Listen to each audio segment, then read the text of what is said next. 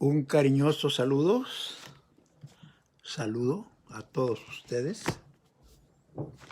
en el inigualable e incomparable nombre de nuestro Señor Jesucristo. Ya estamos aquí y ya están. Bueno, yo estoy aquí, ustedes están allá y estoy viendo pues no a Martín, sino solamente el nombre, a Olga también y esperando los demás. Los invito a considerar el tema de hoy, que es el tema de cada devocional, el valor de las palabras. Todos nosotros hablamos. Hermana Milita Urbina, qué bueno que está allí, no salga porque la encuentra el virus. Nosotros hablamos, no siempre estamos conscientes de lo que decimos, pero invariablemente nuestras palabras tienen poder, tienen energía, tienen trascendencia y siempre crean una impresión en quienes las escuchan. A veces una impresión positiva, a veces negativa, a veces una posición de alegría, una condición de tristeza, a veces crean temor, a veces producen fe y esperanza. Bueno, las palabras son la expresión del verbo. El verbo es el ser. Jesús era. El verbo es y será. La palabra, la expresión real, genuina, infalible de Dios. Y todos nos componemos de tres aspectos de la vida: ser, saber y hacer. Un pequeño círculo de palabras. Soy, sé y hago. Dios es, sabe y hace. Y en su plan de hacer, hizo el mundo y lo hizo a usted y me hizo a mí. Somos hechura suya, creados en Cristo Jesús para buenas obras.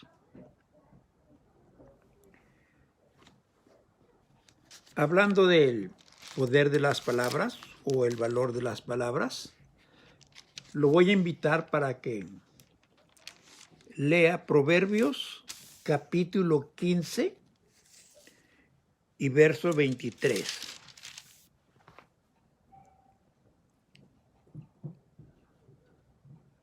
Dice que el hombre se alegra con la respuesta de su boca o la palabra que dice. Y termina diciendo el proverbio, y la palabra a su tiempo. Cuán buena es. La palabra oportuna. La palabra en su momento, en su ocasión. cumpliendo un propósito. La palabra a su tiempo, cuán buena es. Por descuido o por falta de información o de práctica, a veces nosotros hablamos sin pensar. Y ya cuando dijimos, descubrimos que alguien se lastimó por lo que dijimos. Y luego viene nuestro arrepentimiento y el dolor, la pena de pedir una disculpa por aquello que dijimos. Porque no estuvimos conscientes, no queríamos causar un daño, una desilusión, una herida en alguien con la palabra que dijimos. Pero hay personas, como estudiábamos la semana pasada, que hablan a propósito, quieren herir, quieren lastimar, quieren ofender, quieren causar daño con sus palabras. Nosotros nos quedamos con este texto y en la actitud más positiva que podamos. El hombre se alegra con la respuesta de su boca y la palabra a su tiempo. Cuán buena es. Cuando a usted en una congregación le ceden la palabra y el director del culto o el pastor le dice, hermano, hermana, díganos unas palabras, salude a la congregación. Y hay personas que se gastan 15 minutos para un saludo. No entendieron lo que les dijeron. A veces son inoportunos porque ya en esa reunión estamos con el tiempo distribuido, cada quien en lo que va a hacer. Antes de salir de este versículo, le recuerdo, diga la palabra adecuada, seleccione el tiempo, el momento en que lo va a decir. Descubra que lo que usted dice es bueno, es útil, es funcional. Piense bien. Dijo Pablo, yo prefiero hablar 5 palabras oportunas, a tiempo, edificantes, que 10,000 palabras desconocidas o que perjudiquen a la congregación. Nos vamos a ir a otra palabra que está en el Nuevo Testamento, está en Mateo, capítulo 8 y verso 8. Claro, la palabra del Señor Jesús es Él mismo. Él es la palabra. Mateo 8:8. Respondió el centurión y dijo, Señor, no soy digno de que entres bajo mi techo. Y aquí está la expresión. Solamente di la palabra y mi criado sanará. Este hombre no permitió que Jesús entrara en su casa, pero no por orgullo, por presunción, sino por humildad y por el reconocimiento de la grandeza de Jesús. No merezco que entres a mi casa, Señor. Ahí te mandé a mi siervo que me representa, pero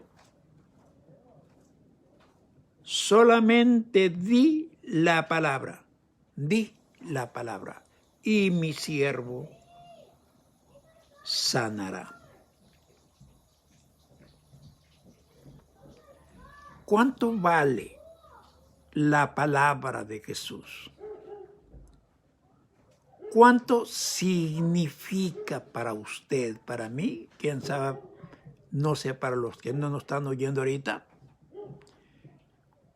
¿Qué significa esa palabra cuando usted oye hablar a Jesús? Y no me refiero que lo oiga hablar en boca mía o en boca de algún otro exponente de la palabra. Cuando usted lee Mateo, Marcos, Lucas y Juan, el que habla es el Señor Jesús. ¿Cómo se siente usted oyendo personalmente la palabra de aquel que es el verbo? Otras versiones traducen, en el principio era la palabra. Mi versión dice, en el principio era el verbo. En otras versiones dice, en el principio era el logos. Logos, verbo, palabra, da lo mismo. Señor, di solamente la palabra.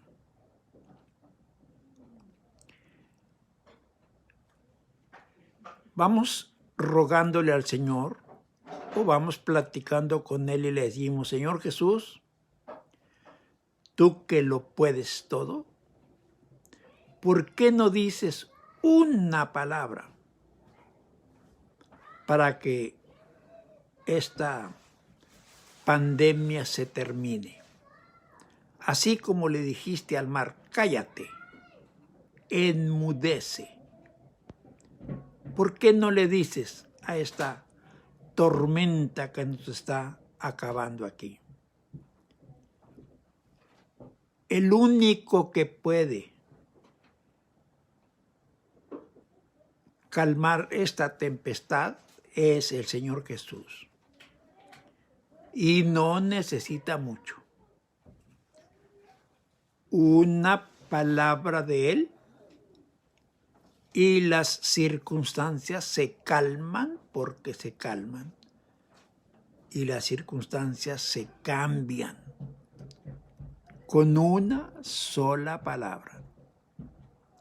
No necesitamos tanto. A veces a mí me duele el alma, me parte el corazón. Me entristece cuando ciertos hermanos me escriben, personas que yo ni conozco, pero ya nos conocemos por la red social. Y dicen, vamos convocando a una oración masiva para que esta tempestad cese. O me dicen, hermano, únase para orar. Tengo a mi hijo enfermo, a mi hija, o esta circunstancia. Vamos a unirnos todos en oración. Yo he escrito algunas ocasiones y he dicho, solamente se necesita una palabra, no tantas palabras, pero que la diga el que puede, el que tiene el poder, que diga la palabra. Solamente, Señor, di la palabra. ¿Está usted enfermo? ¿Atormentado? ¿No tiene alimento? ¿Está triste? ¿Sin trabajo? ¿Enfrentando circunstancias que usted no tiene idea cómo va a resolver? Dígale al Señor Jesús que Él diga la palabra. Si yo la digo, pues no va a pasar nada. O si otro hermano dice la palabra. He oído a muchos hermanos: conjuro la tormenta, declaro, ordeno que toda esta pandemia se suspenda y que en México se acabe los conflictos, las muertes y los asaltos. Ordeno, declaro, y hay otras palabras que se usan, pero no sucede nada. No es tu palabra ni mi palabra. Señor, solamente di la palabra. Y cuando Él diga la palabra, puede que el mundo entero se termine o el mundo entero se componga. Pero se necesita que hable el que puede, el que tiene el poder. Y Jesús, pues Él es la palabra. Él es el verbo. Él es el logos. Él es la palabra hecha carne, vestida de humanidad. Recuerdo que una hermana, una ocasión me dijo: hermano, ore por mí, no sé qué problema tenía. Y me dice así: a ver, como dijo, tal vez Dios sí lo escucha a usted. Y le dije: no, hermana, no.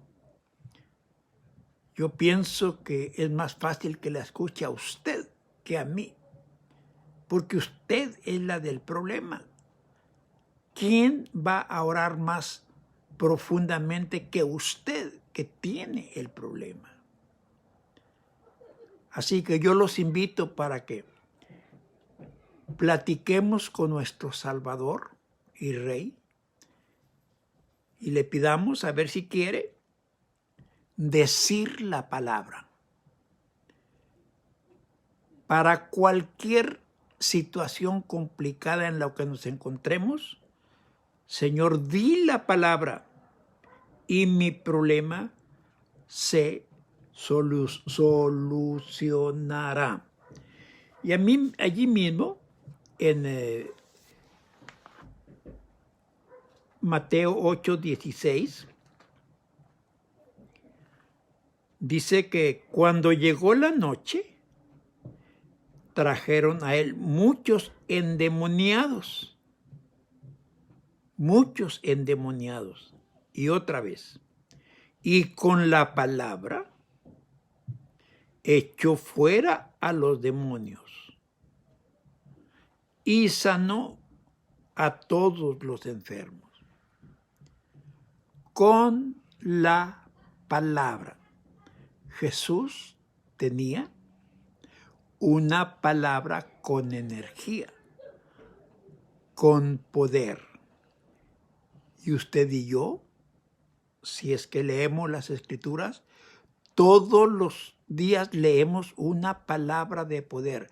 Y esa palabra de poder no es la mía, ni la suya, ni la de alguien más. Es la palabra del Señor Jesús. No se trata de que usted declare, de que usted ordene, de que usted grite, de que usted mande. Usted no. Se trata de que Él diga la palabra que soluciona el conflicto y el problema. No hay nadie como Él. Nosotros somos sus siervos y nos dijo que lo que Él hizo, nosotros también podíamos hacerlo. Eso dijo Él. Pero yo todavía no tengo el poder de decir algo y que suceda lo que yo digo. Por eso le dejo el lugar al Señor como los apóstoles. Señor, sálvanos, que perecemos, estamos por hundirnos. El Señor estaba totalmente dormido, descansando allí en un sitio adecuado. Y le dijeron los apóstoles: ¿no tienes miedo? Estamos en peligro. Y él se paró, puso su rostro frente a la tormenta, a la lluvia y al viento, levantó su mano y dijo al mar: cállate, enmudece. Y esa palabra produjo una calma inmediata. Aquel mar embravecido, amenazador, haga de cuenta que se convirtió en un mar de vidrio, pacífico, quieto y acogedor. ¿Se acuerda usted cuando los sacerdotes de Baal querían que su Dios encendiera el fuego sin poner fuego ellos? Y gritaron, se sacaban la sangre, saltaban, gritaban, estaban histéricos. Baal responde, Baal responde. Y no, aquel estaba dormido, iba de viaje o estaba muy ocupado. Pero luego se invocó el nombre de Jehová y descendió fuego del cielo, incendió el holocausto, lamió las aguas, secó lo que estaba lleno de agua alrededor y se manifestó al grado que dijeron todos: Jehová es Dios. Y dejaron de claudicar en medio de dos pensamientos. ¿Puede usted confiar en la palabra del Señor? Allí la tiene. Por lo pronto, enfrente de usted le estoy. Y en Juan capítulo 4 y en el verso 41 escuchamos de nuevo la intervención, la manifestación de la palabra encarnada. El Verbo se hizo carne. Dice en el verso 41, acabándose ya la historia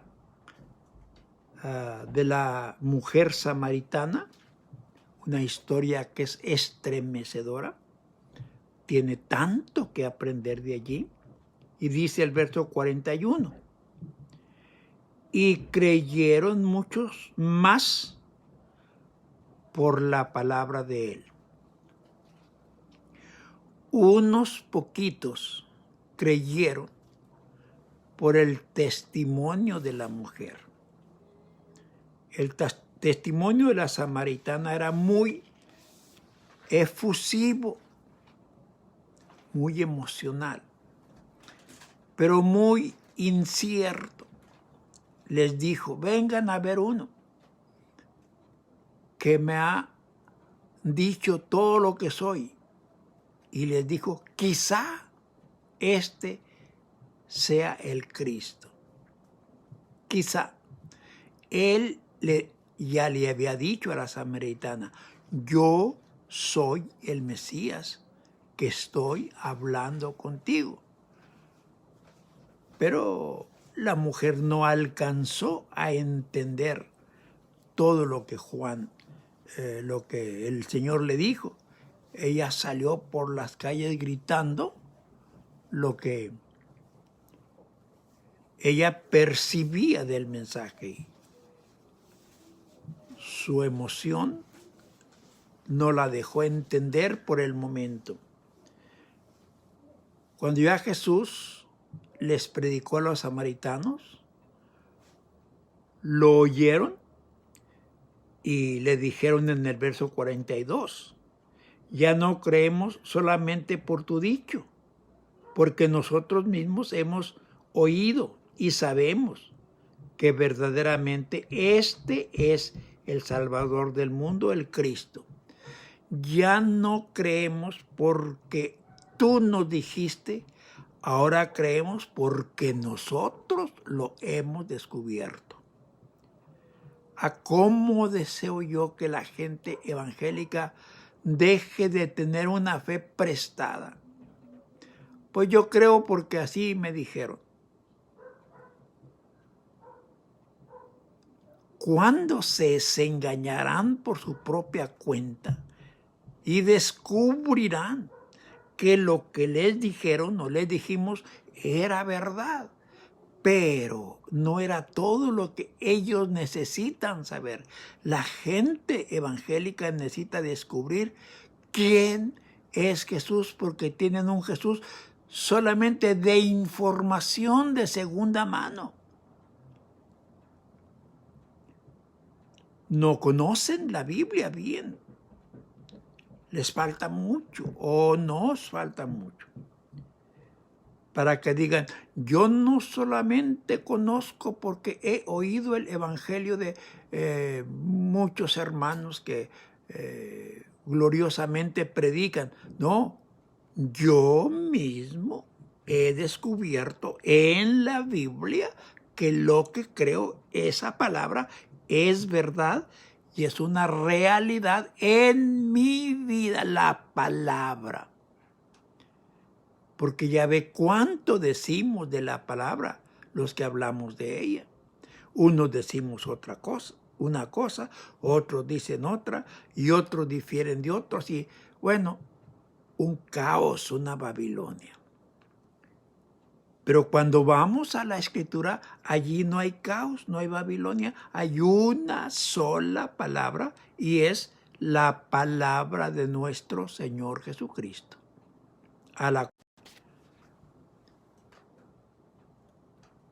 Bueno, el valor de las palabras. Haga una diferencia entre sus palabras y las palabras del Señor. Cuando predica, cuando enseña, cuando testifica, cuando ora, piense por favor, ¿es la palabra suya o es la del Señor? Siempre dele el crédito a quien lo tiene. Ponga en alto esta palabra del Señor. Hágalo, o cuando menos, inténtelo. Poco a poco lo va a ir logrando. Escudriñar y saber por la palabra qué es lo que usted cree y ponerse a practicarlo. Bueno, este devocional se ha terminado. Yo voy a dejarlos aquí y si Dios me concede la vida mañana, a ver si puedo como a las 10 de la mañana, quiero grabar este mensaje para quienes ya no van a seguir oyéndonos ahorita. Ahorita voy con el grupo privado que tenemos.